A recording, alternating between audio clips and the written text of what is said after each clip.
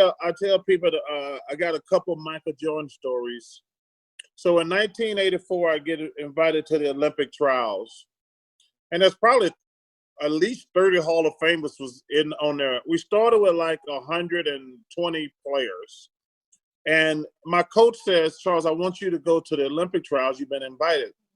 I said, "Coach, Bobby Knight, I don't know about him, blah, blah, blah, blah, blah." He says, "No, just go." He said, "I think you're the best player in the country. I want you to go there and prove it." So I go there. So we go. We got 120, and like I said, it's probably 30 or 40 Hall of Famers. Everybody who ever played in NBA in the last 30 years was there. So they go 120 to 100, 80, 60, 40, 20. And then they finally cut me. And I was pissed at Bobby Knight because he never gave me a fair chance because I was the second best player there by far. I was definitely the second best player there. I'll get to the story. So you know who was in front of you? Oh, Draymond. I'll tell you. No. Draymond Green. Yeah, okay. So I'm going to tell you something. So I'm going to the airport. It's me, Karl Malone, John Stockton, and Terry Porter. So I get cut. I go back to college. And Sonny says, "Hey, I talked to John Thompson." I said, "Yeah, what did he say?" He says, "You were the second best player there." I said, "Yeah, Coach, I was the second best player there." And he says, "Who was the best player there?"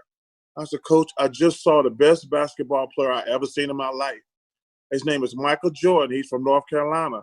I said, "I've never seen a basketball player like I thought I was a really good player, but this guy is the best player." I mean, he says, he plays for North Carolina. I said, "Coach, I don't know where he plays. I think he plays for North Carolina." But I said, "This dude, he's really black. He's got really black. We called him Black Cat. Yeah, we called him Black Cat." But I said, "This dude is the best I've ever seen." That's my first recollection of Michael. So then I don't make the team, obviously. So we're playing together on the Dream Team.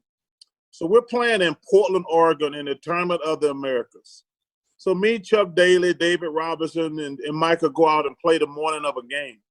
We're not playing at like 8 o'clock at night. So we go play. We play 18. And Chuck says, "Okay, that was a great time." Michael says, "Now I'm going to play another 18. We're like, "Michael, we got a game tonight." He said, "Chuck, I'll be fine, blah, blah, blah." So Michael comes back after playing another 18. We're getting ready for the game. Chuck says, "Hey, Charles, you got this guy.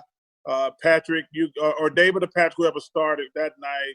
Scotty, you got this guy." And then Michael says, he says, "Somebody, you got this guy." Michael said, "No, I got him."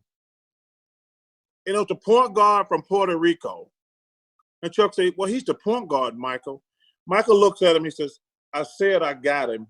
I read something he said about me in the newspaper, and I got him." And the whole room's like, "Dude, you just played 36 holes of golf." And coach says, "And you're going to go out to point guard." Michael would not let this little dude dribble. He's talking to him. You know that old stupid drill where you try to turn guys that you're like, "No, you can't go. Go, turn the other way." Michael had played 36 holes of golf, and he's talking to the guy the whole time, Cal. "Hey, don't you ever talk about me publicly again. I'm Michael Jordan. Don't you ever talk about me." And then when we get to the Olympics, he's like, we played Croatia, and that was Tony Kukoc. And you remember, Tony Kukoc was making more money than Michael and Scotty at the time. And Chuck says, "You got this guy." And Michael and Scotty said at the same time, No, we got him." And Scott and Tony came in averaging about 35 to 40 points a game. You know, the international team, their best player he don't have a green light. He got like a purple light. They held this guy to like single digits. I think he ended up going like 6 for 30, but they would not let this guy. When Michael makes up his mind to be competitive, like so I got to ask you, the worst thing you could do is piss him off. Am I right? Yes. Like don't engage him, right? He take it because it's gonna be personal. Yeah, and he tried to engage you to make it personal. Like, yeah. So I'll give you. Man, Michael to me was the craziest ever. Like, this guy never slept. I mean, it was amazing how he could just I saw Roy Williams talking about, like, he turned it on and never turned it off.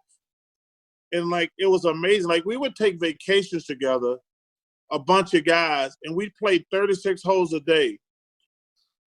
And then after 2 days, everybody was exhausted except Michael. We're like, yo, man, we need to take a day off. And, like, I've never seen somebody who can go without sleep. And when they show up, they just got that. Like I say, going back to that one time when he played the 36 holes and guarded the point guard nonstop, it was crazy to watch.